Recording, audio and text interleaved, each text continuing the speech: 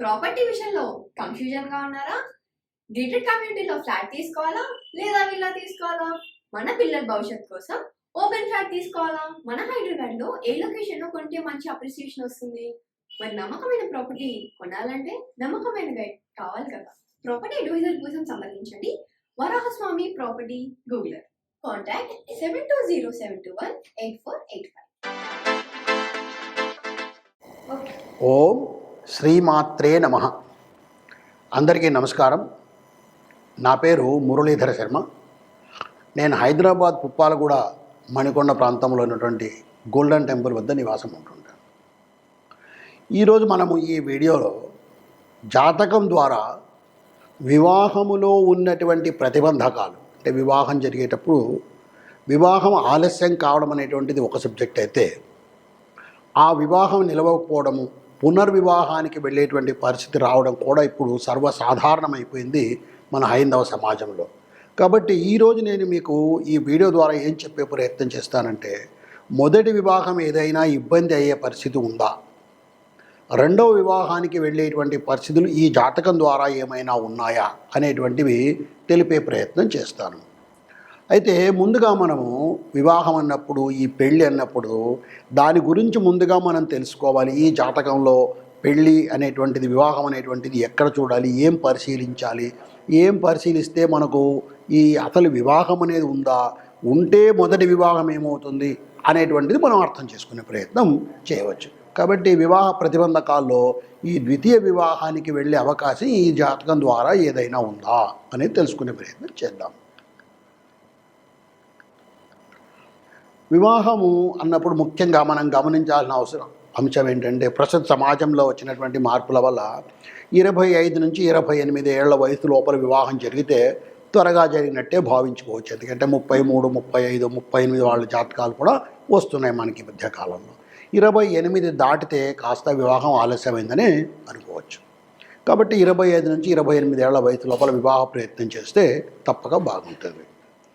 రెండో విషయం, మనము జాతకంలో ఏ గ్రహాలను పరిశీలించాలి. ముఖ్యంగా శుక్రుడు, గురువు, కుజుడు, ఈ ముగ్గురిని కూడా మనము పరిశీలించుకోవాలి. గురు బలం బాగా ఉంటేనే వివాహం అయ్యే అవకాశం ఉంటుంది. అది గోచార రీత్యా కావచ్చు లేదా జాతక రీత్యా కావచ్చు. అలాగే శుక్రుడి యొక్క పరిస్థితి, అలాగే కుజగ్రహం యొక్క పరిస్థితి కూడా తెలుసుకోవాలి. తరువాత ఈ గ్రహాలు ఉన్నటువంటి స్థానాలు ఏంటి, ఈ గ్రహాలను ఎవరు చూస్తున్నారు, లేదా వివాహ స్థానాన్ని ఎవరు చూస్తున్నారు. శుభగ్రహాలు చూస్తే త్వరగా వివాహం అయ్యే అవకాశం ఉంది. శుభగ్రహాలు అన్నప్పుడు చంద్రుడు, అలాగే బుధుడు పరిస్థితిని బట్టి ఏ గ్రహంతో కలిసి ఉన్నాడనే దాన్ని బట్టి బుధుడు, గురువు, శుక్రుడు, ఈ గ్రహాలు మనం శుభగ్రహాలుగా చెప్పుకుంటున్నాం. అలాగే చంద్రుడు కూడా మనకు పౌర్ణమి చంద్రుడు, తర్వాత అష్టమి తర్వాత చంద్రుడు, ఇలా దీని ఆధారంగా మనము శుభగ్రహం అశుభగ్రహం అనేది కూడా నిర్ణయించుకోవాలి. కాబట్టి చంద్రుడు, బుధుడు, గురువు, శుక్రుడు అనేటువంటి ఈ గ్రహాల యొక్క పరిస్థితి కూడా మనకు చాలా ముఖ్యమవుతుంది జాతకంలో. అలాగే రాసులు కూడా మనం తెలుసుకోవాలి. వృషభం, కర్కాటకం, కన్య, వృశ్చికం, మకరం, మీనం. వృషభం, కర్కాటకం, కన్య, వృశ్చికం, మకరం, మీనం, ఈ రాసులు శుభరాశులు. ఈ రాసుల్లో ఉన్నప్పుడు, గ్రహాలు బాగా ఉన్నప్పుడు, గ్రహాల యొక్క దృష్టి బాగా ఉన్నప్పుడు మనకు వివాహం త్వరగా జరిగే అవకాశం ఉంటుంది. అలాగే ద్విస్వభావ రాశులు అంటాము, అంటే మిథునము, కన్య, ధనుస్సు, మీనము. ఈ 4 రాశుల్లో కనుక గ్రహాలు ఉండి, ఈ గ్రహాలు ఉచ్చస్థితిలో ఉండి, లేదా సంపూర్ణమైనటువంటి బలముతో ఉన్న గ్రహాలు అక్కడ ఉన్నట్టయితే కనుక అప్పుడు ఇది ద్వితీయ వివాహానికి వెళ్ళే అవకాశాలు ఎక్కువగా ఉంటాయి. ద్విస్వభావ రాశులలో ఏ ఏ గ్రహాలు ఉన్నాయి అనేటువంటిది మనము తెలుసుకోవాల్సిన అవసరం ఉంటుంది. అలాగే లగ్నం యొక్క పరిస్థితి ఏమిటి, లగ్నంలో ఏ గ్రహాలు ఉన్నాయి, లేదా లగ్నాన్ని ఏ గ్రహాలు చూస్తూ ఉన్నాయి అనేటువంటిది కూడా ముఖ్యమైనటువంటి అంశం. తర్వాత సప్తమ స్థానము, నవమ స్థానము, అలాగే ద్వితీయము కుటుంబ స్థానం కూడా. ఈ 4 స్థానాలను, అంటే లగ్నము మొదటిది, రెండవది, అలాగే సప్తమ స్థానము, నవమ స్థానము, ఈ 4ంటిని కూడా మనం తప్పకుండా పరిశీలించాలి. గ్రహం యొక్క ఉచ్చ నీచ స్థితులు ఏమిటో తెలుసుకోవాలి. గ్రహం యొక్క దృష్టులు తెలుసుకోవాలి, గ్రహాల యొక్క శత్రుమిత్రత్వాలు కూడా తెలుసుకోవాలి. అంటే ఒక జాతకాన్ని మనం సమగ్రంగా పరిశీలించి ఈ జాతకంలో ఏమైనా సమస్యలు ఉన్నాయా, ఈ జాతకంలో ఈ వివాహం ఈ స్త్రీకి లేదా ఈ పురుషుడికి వివాహం జరిగితే ఇది మొదటి వివాహము, ఈ వివాహంలో ఏమైనా ప్రతిబంధకాలు ఏర్పడి, ప్రతిబంధకాలు అంటే ఎలాగా, వివాహము విడిపోవడం కావచ్చు, అంటే ఈ భార్యాభర్తల మనస్పర్ధల వల్ల వాళ్ళు విడిపోవడం కావచ్చు, లేదా అకాల మృత్యు వల్ల భర్తనో లేదా భార్యనో దుర్మరణం పాలవటము, ఇలా అనేక విధాలుగా మొదటి వివాహం చెడిపోయి అది రెండో వివాహానికి వెళ్ళేటువంటి పరిస్థితి ఉంటుంది. కాబట్టి దాన్ని కూడా తెలుసుకోవాలంటే మనము గ్రహాలు, రాశులు, తర్వాత భావాలు, ఉచ్చ నీచ స్థితులు, గ్రహ దృష్టులు, గ్రహం యొక్క శత్రుత్వ మిత్రత్వాలు, ఇలా అనేక విషయాల్లో మనము ఒకసారిగా సమగ్రంగా పరిశీలించుకోవాల్సి ఉంటుంది. మీకు ప్రత్యేకంగా నేను ఒక విషయం చెప్పాలనుకుంటున్నాను. గ్రహ దృష్టి అనేటువంటిది కూడా చాలా ముఖ్యమైనటువంటిది. ప్రతి గ్రహం కూడా తను ఉన్న ఇంటి నుంచి 7వ ఇంటిని చూస్తుంది. రాహుకేతువులు మినహాయించి మిగిలిన గ్రహాలన్నీ కూడా చూస్తాయి. శని తను ఉండే రాశి నుంచి అదనంగా 7వ ఇంటిని మాత్రమే కాకుండా 3వ ఇంటిని అలాగే 10వ ఇంటిని కూడా చూస్తాడు. ఇక్కడ శని మనకు పాపగ్రహము. తర్వాత ఈ గ్రహం యొక్క దృష్టి 3వ ఇంటి మీద 10వ ఇంటి మీద కూడా ఉంటుంది. అలాగే కుజుడు తను ఉండే రాశితో పాటు 7వ రాశిని కాకుండా 4, 8 స్థానాలను కూడా చూస్తాడు. తర్వాత గురువు తను ఉండే రాశి నుంచి 7వ రాశి స్థానాన్ని కాకుండా అదనంగా 5, 9 స్థానాలను కూడా చూస్తాడు. అంటే శని కుజ గురువులకు 7వ స్థానం కాకుండా అదనంగా మరి 2 స్థానాలను కూడా వాళ్ళు చూసే అవకాశం ఉంది. ఈ గ్రహ దృష్టి మనము శని పాపగ్రహం అలాగే కుజుడు పాపగ్రహం, ఈ శని కుజుల దృష్టి కనుక ఉన్నట్టయితే అప్పుడు ఆ వివాహం ఏమవుతుందని కూడా మనము తెలుసుకోవచ్చు. ఈ విధంగా మనకి ఇప్పుడు ఒక విషయం అర్థమైంది. అంటే గ్రహ స్థితిని బట్టి, అంటే గ్రహాలు ఎక్కడ ఉన్నాయి, ఏ స్థానాల్లో ఉన్నాయి, 7వ స్థానంలో ఉందా, 8వ స్థానంలో ఉందా, 9వ స్థానంలో ఉందా, ద్వితీయ స్థానంలో ఉందా, అలాగా ఉచ్చ స్థితిలో ఉందా, నీచ స్థితిలో ఉందా, అలాగే కేంద్రము, కోణం, ఇవి కూడా మనకు ముఖ్యమవుతాయి. కేంద్రం అంటే 1, 4, 7, 10 స్థానాలు కేంద్రం అంటారు. అలాగే 5, 9 స్థానాలను కూడా కోణ స్థానాలు అంటారు. ఈ విధంగా కేంద్రములో ఉన్నాయా గ్రహాలు, కోణంలో ఉన్నాయా, పాపగ్రహం కేంద్రంలో ఉందా లేదా కోణంలో ఉందా, శుభగ్రహం కేంద్రంలో ఉందా కోణంలో ఉందా, ఏ గ్రహాలు వాటి దృష్టి కలిగి ఉన్నాయి అనేటువంటిది మనము కొంత పరిశీలించినట్టయితే మొదటి వివాహంలో ఏదైనా ఆటంకాలు ఏర్పడే పరిస్థితి ఉందా, తర్వాత రెండవ వివాహానికి వెళ్ళే అవకాశం ఉందా అనేటువంటి, రెండవ వివాహానికి వెళ్ళేటువంటి పరిస్థితి ఉందా అనేటువంటిది మనము సమగ్రంగా తెలుసుకోవచ్చు. ఇప్పుడు నేను ద్వితీయ వివాహం జరిగేటువంటి కొన్ని సందర్భాలు మీకు చెప్పే ప్రయత్నం చేస్తాను. సంపూర్ణంగా జాతక భాగం అంతా ఈ వీడియోలో వివరించడం సాధ్యం కాదు. కాబట్టి మీరు ఏదైనా జాతకం వచ్చినప్పుడు తగినటువంటి జ్యోతిష పండితులకు చూపించి, మీకు జ్యోతిష్యం మీద విశ్వాసం ఉంది కాబట్టి ఆ విశ్వాసంతో తగిన జ్యోతిష పండితుడికి చూపించి మీరు తగిన నిర్ణయం తీసుకోవాలి. నేను కొన్ని విషయాలు ఇక్కడ సమగ్రంగా చెప్పే ప్రయత్నం చేస్తాను. స్త్రీ లేదా పురుష జాతకంలో ఈ ద్వితీయ వివాహం ఉందా అనేటువంటిది మనం ఎలా తెలుసుకోవాలి అంటే, ముఖ్యంగా మాంగళ్య దోషము అనేటువంటిది ఎక్కువగా ప్రచారంలో ఉన్నటువంటిది కాబట్టి అదొకటి. తర్వాత ఆయుర్భావం ఎలా ఉంది, 8వ స్థానం ఎలా ఉంది అనేటువంటిది కూడా తెలుసుకోవాల్సిన పరిస్థితి ఉంటుంది. జన్మ కుండలిలో అన్యోన్య స్థితి అంటే గ్రహమైత్రి అని చూస్తాం మనం. అంటే ఇప్పుడు రవికి ఏ ఏ గ్రహాలు మిత్రత్వాలు, ఏ గ్రహాలతో శత్రుత్వం ఉంది, చంద్రుడికి ఏ ఏ గ్రహాలు ఏ శత్రుత్వం ఉంది, ఇలా ప్రతి గ్రహానికి కూడా శత్రు మిత్ర గ్రహాలు ఉంటాయి. వాటిని ఆధారం చేసుకొని గ్రహ మైత్రి ఎలా ఉంది అనేటువంటి తెలుసుకోవడం కూడా ఒక ముఖ్యమైనటువంటి అవసరం. ఆ గ్రహ మైత్రి సక్రమంగా లేకపోతే ఈ భార్యాభర్తల మధ్య మనస్పర్ధలు వచ్చే అవకాశం ఉంది. అయితే ఆ మనస్పర్ధలు ఎంత తీవ్రమైనటువంటి రూపం తాలుస్తాయి, ఏమి దాని ఫలితం అనేటువంటి చూడాలంటే జాతకాన్ని మళ్ళా సంపూర్ణంగా పరిశీలించాలి. అదేవిధంగా ఈ అమ్మాయి జాతకంలో 7వ స్థానము 8వ స్థానంలో ఏముందనేటువంటిది చూడాలి. వరుడి జాతకంలో అయితే 7వ, 5వ, 8వ స్థానం కూడా పరిశీలించాలి. ఇప్పుడు మనము కొన్ని పరిస్థితులు మనం చూసుకుందాం. ఇప్పుడు 7వ భావము, ద్వితీయ భావము, ద్వాదశ భావము, ఈ భావాల్లో ద్వాదశ గ్రహాలు ఎలా ఉన్నాయో చూసుకుంటాం. కళత్ర భావం అంటే 7వ స్థానం మీద చెడు గ్రహ దృష్టి ఉందా అనేటువంటిది చూడాలి. అలాగే నవాంశ చక్రాన్ని కూడా మనం పరిశీలించాల్సి ఉంటుంది. నవాంశ చక్రంలో ముఖ్యంగా చంద్రుడు, గురుడు, శుక్రుడు యొక్క స్థితి ఏమిటి, ఎలా ఉన్నారు, ఏ సప్తమ నవాంశలో ఎలా ఉన్నారు అనేటువంటిది చూసే ప్రయత్నం చేయాలి. ఇప్పుడు మనము ద్వితీయ వివాహానికి వెళ్ళేటువంటి పరిస్థితులు ఏంటనేది కొన్ని ఉదాహరణలు చెప్తాను నేను ఇప్పుడు. సప్తమ భావము సప్తమ భావ అధిపతి, సప్తమ భావము సప్తమ భావ అధిపతి వీళ్ళిద్దరూ వివాహము భర్త భార్య గురించి తెలియజేస్తాయి. అలాగే నవమ భావము నవమ భావాధిపతి ఈ రెండు కూడా ద్వితీయ వివాహ సందర్భాన్ని తెలుపుతాయి. ఏకాదశ భావం అంటే 11వ స్థానం లాభస్థానము ఈ అనుకున్న కోరికల గురించి ఇలాంటి వాటిని తెలిపే ప్రయత్నం చేస్తాయి. గురువు స్త్రీ జన్మకుండలిలో భర్త యొక్క పరిస్థితిని గురించి, అలాగే శుక్రుడు పురుషుడి జన్మకుండలిలో భార్య గురించి తెలుపుతాయి. జన్మకుండలిలో సప్తమ భావము సప్తమ భావాధిపతి ఈ రెండు, సప్తమ భావము ద్విస్వభావ రాశి అయ్యి, అలాగే సప్తమ భావ అధిపతి కూడా ద్విస్వభావ రాశిలోనే ఉంటే, అంటే ద్విస్వభావ రాశులు అంటే ఇంతకుముందే చెప్పాను నేను, కన్యా రాశి, మిథున రాశి, ధనుస్సు, మీన రాశి వీటిని ద్విస్వభావ రాశులు అంటారు. సప్తమ భావము సప్తమ భావ అధిపతి ఈ రెండు కూడా ద్విస్వభావం అయితే, అంటే సప్తమ భావం ద్విస్వభావ రాశి అయి సప్తమ భావ అధిపతి అంటే 7వ స్థానం యొక్క అధిపతి. ఉదాహరణకు సప్తమ భావము సింహం అనుకుంటాం, సింహానికి అధిపతి ఈ రవి, సింహము ఈ చరరాశి అది ద్విస్వభావ రాశి కాదు, ఇబ్బంది లేదు. అలా కాకుండా వృషభం స్థిర రాశి, మిథునం ద్విస్వభావ రాశి, మిథునంలో బుధుడు ఉన్నటువంటి ఆ మిథున రాశిలో ఆ బుధుడు మరేదైనా ద్విస్వభావ రాశిలో ఉన్నట్టయితే అప్పుడు మనకు ఇబ్బంది అవుతుంది. కాబట్టి మనము ఈ విధంగా సప్తమ భావము ద్విస్వభావంగా ఉందా, సప్తమ భావ అధిపతి ద్విస్వభావంలో ఉన్నాడా అనేటువంటివి చూసినట్టయితే మనకు ఈ జాతకంలో ద్వితీయ వివాహం జరిగే అవకాశం ఎక్కువగా ఉందని తెలుసుకోవాలి. అలాగే సప్తమ భావాధిపతి అలాగే లగ్నాధిపతి నవాంశ చక్రంలో మరియు భావచక్రంలో ఇద్దరు ద్విస్వభావంలో, ఇందాక మనం ఏం చెప్పుకున్నాము, జన్మకుండలిలో సప్తమ భావము సప్తమ భావ అధిపతి ఇద్దరు ద్విస్వభావ రాశిలో ఉంటే ద్వితీయ వివాహానికి అవకాశం ఉంది అని చెప్పుకున్నాం.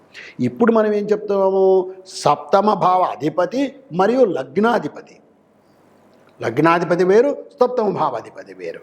ఈ ఇద్దరు కూడా నవాంశ చక్రంలో మరియు భావచక్రంలో ఇద్దరు ద్విస్వభావ రాశులలో ఉంటే సప్తమ భావాధిపతి లగ్నాధిపతి, ఇంతకుముందు సప్తమ భావము సప్తమ భావ అధిపతి, ఇప్పుడు సప్తమ భావము అధిపతి లగ్నాధిపతి వీళ్ళిద్దరు కూడా ద్విస్వభావ రాశుల్లో కనుక ఉన్నట్టయితే వీళ్లకు ద్వితీయ వివాహానికి వెళ్ళే అవకాశం ఎక్కువగా ఉంటుంది. అలాగే వివాహ స్థానము సప్తమ స్థానము దాని మీద లేదా సప్తమ స్థాన అధిపతి మీద 2 లేక 3 పాపగ్రహాల యొక్క దృష్టి ఉన్నట్టయితే ద్వితీయ వివాహం జరిగే అవకాశం ఉంది. శని, రాహువు, కేతువు, కుజుడు ఇవి పాపగ్రహాలు. ఇలా ఈ గ్రహాల దృష్టి కనుక సప్తమ స్థానం మీద కానీ లేదా సప్తమ స్థాన అధిపతి మీద కానీ ఈ దృష్టి కనుక ఉన్నట్టయితే ద్వితీయ వివాహానికి వెళ్ళే అవకాశం ఉంటుంది. అలాగే సప్తమ భావాధిపతి మరియు లగ్నాధిపతి వీళ్ళిద్దరూ కలిసి 11వ భావంలో ఉండే, ఆ 11వ భావం ద్విస్వభావ రాశి అయితే ఇక్కడ మరణ ఈ ద్వితీయ వివాహానికి వెళ్ళేటువంటి పరిస్థితి ఉంటుంది. అలాగే సప్తమములో లేదా ద్వితీయములో 2 కంటే ఎక్కువ గ్రహాలు కానీ శుక్రునితో కలిసి ఉంటే మరియు ఆ సప్తమ భావం మీద పాపగ్రహాల దృష్టి ఉంటే ద్వితీయ వివాహానికి వెళ్ళే అవకాశం. అలాగే అష్టమాధిపతి లగ్నంలో కానీ లేదా సప్తమ భావంలో కానీ ఉండి, అష్టమాధిపతి లగ్నంలో కానీ లేదా సప్తమంలో కానీ ఉండి మరి సప్తమాధిపతి ద్విస్వభావ రాశిలో కానీ లేదా శని, కుజ, రాహు, కేతు గ్రహముల యొక్క దృష్టి కానీ కలిగి ఉంటే రెండవ వివాహం జరిగే అవకాశం ఉంటుంది. ఈ విధంగా మనము కొన్ని సంఘటనలు చెప్పుకున్నాం. అలాగే శుక్రుడు నీచ రాశిలో ఉంటే, నీచ స్థితిలో ఉంటే, శుక్రుడికి కన్య నీచ స్థానము, ఆ కన్యలో ఉంటే కనుక ఆ శుక్రుడికి ఎటువంటి దృష్టి ఉందన్నటువంటిది చూసినప్పుడు, శుక్రుడి మీద ఏ గ్రహాల యొక్క దృష్టి ఉందన్నప్పుడు పరిశీలించి కూడా మనము కొంత ఈ ద్వితీయ వివాహం యొక్క కారణాన్ని తెలుసుకునే అవకాశం ఉంటుంది. అలాగే శత్రుస్థానంలో ఈ శుక్రుడు కనుక ఉంటే అంటే కర్కాటకంలో కానీ సింహంలో ఇలా ఉంటే కనుక ఈ జాతకుడికి మరలా ద్వితీయ వివాహం జరిగాయి. ఇలా అనేక సందర్భాలు ఉన్నాయి. కేవలం ఒక్క సంఘటన చూసి కేవలం గ్రహం ఇక్కడ ఉంది కాబట్టి ద్వితీయ వివాహం జరుగుతుంది అని ఖచ్చితంగా చెప్పడం సాధ్యం కాదు. అనేక కాంబినేషన్స్ను మనం పరిశీలించాలి. అయితే ఈ కాంబినేషన్స్ను మనం పరిశీలించినప్పుడు ముఖ్యమైన అంశాలు ఏంటంటే ఈ శుక్రుడు, గురువు వీళ్ళిద్దరూ, అలాగే సప్తమ స్థాన అధిపతి, ఈ సప్తమ స్థానము, ఇలా ఈ అంశాలను ఎక్కువగా మనము ఫోకస్డ్గా చూసుకోవాలి.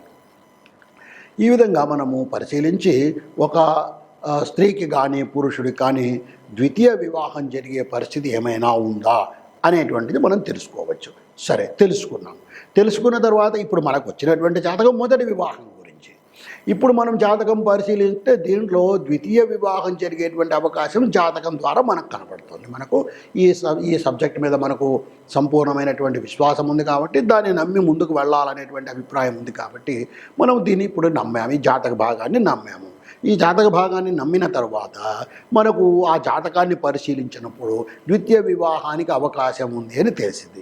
మరి ఇప్పుడు ఏం చేయాలి? మొదటి వివాహం చేయడమే మానేయాలా అంటే అలా కాదు. ప్రతి దానికి కూడా మనకు మన సాంప్రదాయము, మన శాస్త్రము అనేకమైనటువంటి పరిష్కారాలను తెలియజేసింది. ఉదాహరణకు కుంభ వివాహము అనేటువంటిది ఒకటి, అలాగే అర్క వివాహం, కదలి వివాహం. మనం ఎన్నోసార్లు విన్నాం. పెద్ద పెద్ద సెలబ్రిటీలు కూడా ఇలా మొదట వాళ్ళ జాతకాల్లో ఏవో ప్రతిబంధకాలు ఉంటే ఆ ప్రతిబంధకాలను తొలగించుకోవడానికి ముందుగా ఒక పెట్టుడు వివాహం అంటే ఈ కడవతో కానీ లేదా జిల్లేడు చెట్టుతో కానీ లేదా అరటి చెట్టుతో కానీ ఇలా వివాహాలు చేసి ఆ దోషాన్ని తొలగించుకొని వివాహాలు చేసుకున్న సందర్భాలు ఎన్నో మనం ఈవెన్ సెలబ్రిటీస్ విషయంలో కూడా వింటుంటాం. అలాగే సాధారణమైన వ్యక్తులు కూడా చేసుకోవచ్చు. ఇది చాలా పెద్ద ఖర్చుతో కూడుకున్నటువంటిది ఏం కాదు. దీన్ని తగినటువంటి జ్యోతిష్కుడిని లేదా తగినటువంటి ఒక పంతులను, పౌరోహితుడిని సంప్రదించి ఈ పరిష్కారం చేసుకోవచ్చు.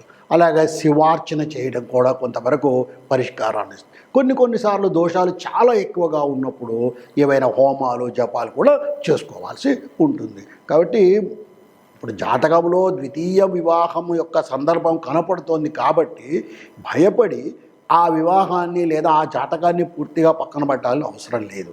దాంట్లో ఎలాంటి పరిష్కారాలు ఉన్నాయి, మనకు సాంప్రదాయము, మన శాస్త్రము ఏమి చెబుతోంది, దీని పరిష్కారాలు మనం చేసుకోవడం వల్ల ఆ ఆపదను తొలగించుకొని మొదటి వివాహాన్నే మనము బలపరుచుకొని సక్రమంగా ఆ వివాహాన్ని ముందుకు తీసుకెళ్లే అవకాశం ఉంటుంది.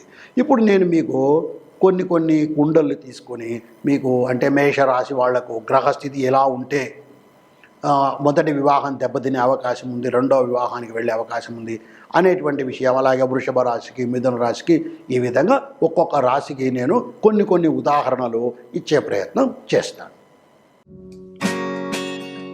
Hi, my name is Gautam and I actually stay in Malkajgiri itself. I had this back pain. It's been 1.5 years. I have tried many treatments like chiropathy, oil massage, physiotherapy especially, but it didn't work out as much like what I expected. I strongly suggest homeopathy because నేను personally allopathy చాలా suffer అయినా, and I definitely do not recommend allopathy. You people can carry on with the homeopathy. Area Malkajgiri and doctor name is like Nageswar Rao and the clinic name is Neocare Homeopathy.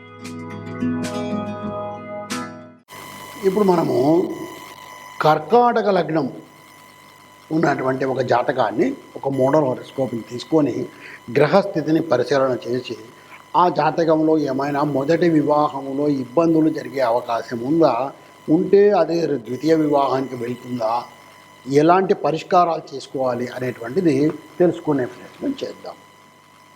ముందుగా pen, pencil తీసుకొని ఒక paper తీసుకొని గ్రహస్థితిని రాసుకునే ప్రయత్నం చేయండి. నేను ఇప్పుడు గ్రహస్థితి వివరిస్తాను. కర్కాటక లగ్నంలో ఎటువంటి గ్రహాలు లేవు. తర్వాత సింహంలో కుజుడు, కన్యలో గురువు,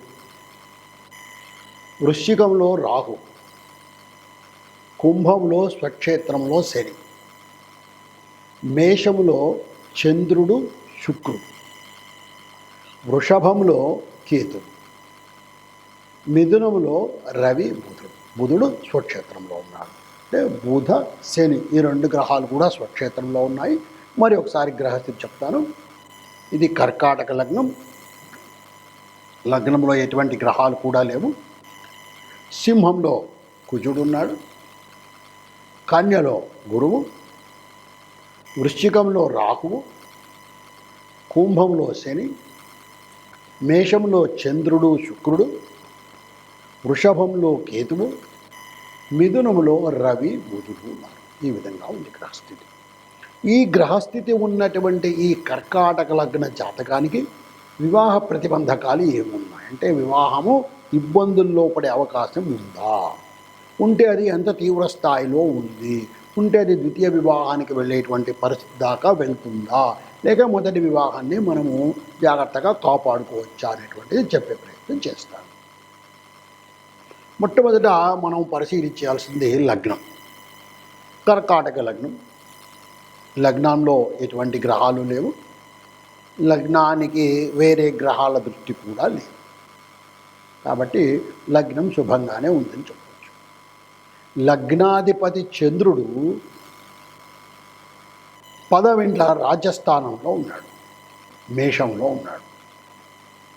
ఈ మేషము చంద్రునికి, మేషానికి కుజుడు అధిపతి, ఇది సమగ్రహం. అలాగే ఎవరితో కలిసి ఉన్నాడు అంటే శుక్రుడితో కలుసుకున్నాడు. శుక్రుడు కూడా సమగ్రహమే. కాబట్టి ఈ లగ్న అధిపతి అయినటువంటి చంద్రుడికి కూడా ఎటువంటి ఇబ్బంది లేదు, సాధారణమైనటువంటి పరిస్థితుల్లోనే ఉన్నాడు. ఇక 7వ స్థానం మకర రాశి. ఈ మకర రాశికి ఎటువంటి గ్రహ దృష్టి లేదు.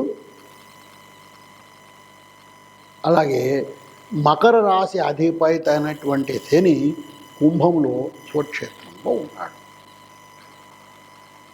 కాబట్టి 7వ స్థానము కూడా బాగానే ఉందని చెప్పవచ్చు. 7వ స్థానంలో కూడా మనకు ఎటువంటి ఇబ్బందులు కనపడడం లేదు.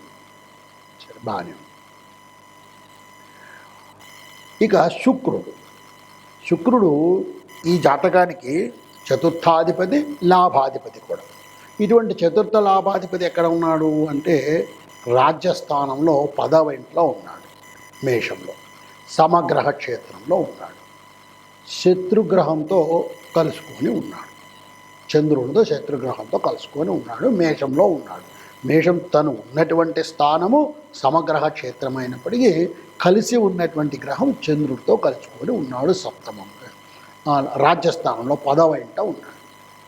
ఈ 10వ ఇంట ఉన్నటువంటి ఈ 10వ స్థానానికి శని దృష్టి ఉంది 3వ స్థానం నుంచి. శని దృష్టి అంత తీవ్రమైనటువంటి 7వం ఏం కాదు, 3యం నుంచి. కాబట్టి అంత పెద్ద బలమైనటువంటి దృష్టి ఏం కాదు. అది పాపగ్రహం కాబట్టి కొంత ప్రభావం ఉంటుంది. అంటే శుక్రగ్రహం మీద లేదా ఆ రాజ్యస్థానం మీద శని యొక్క ప్రభావం, శని యొక్క దృష్టి.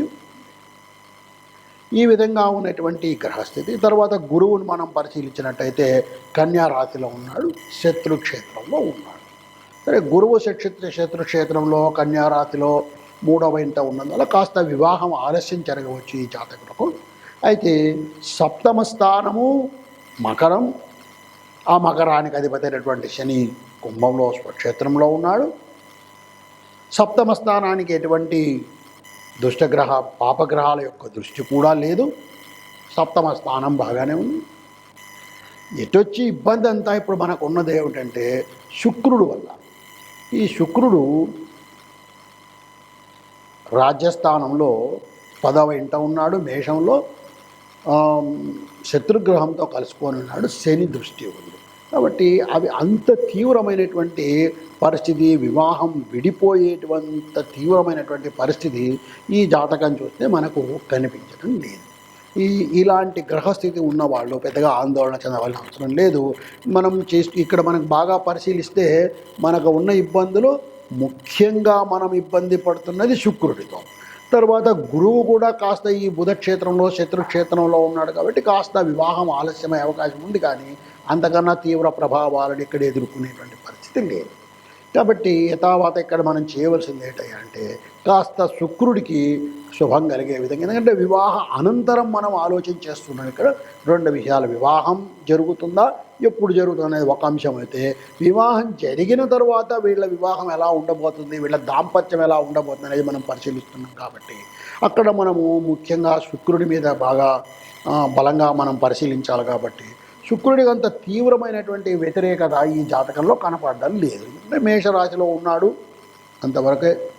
తర్వాత శని దృష్టి ఉంది, ఈ రెండు. తర్వాత చంద్రుడితో శత్రుగ్రహంతో కలుసుకుంటున్నాడు. చంద్రుడు శత్రుగ్రహం పైన అంత తీవ్రమైనటువంటి పరిస్థితిని కల్పించేటువంటి గ్రహం కాదు కాబట్టి శుక్రుడికి తగిన కొద్దిగా పరిష్కారాలు చేసుకోగలిగితే, అంటే శుక్ర స్తోత్రం చదువుకోవడము, శుక్రుడికి సంబంధించిన మూల మంత్రం జపం చేసుకోవడము, లేదా శుక్రవారాల నాడు ఏదైనా ఈ నవగ్రహ పూజలు లాంటివి చేసుకోవడము, ఇలాంటివి కనుక చేసుకోగలిగినట్టయితే ఈ గ్రహస్థితి ఉన్నటువంటి ఈ కర్కాటక లగ్నం వాళ్ళు వివాహ అనంతరము వచ్చేటువంటి ఇబ్బందులను ఎదుర్కొని ఆ వివాహాన్ని స్థిరంగా ముందుకు తీసుకెళ్లే అవకాశం బాగా కనపడుతోంది. ఓం శ్రీమాత్రే.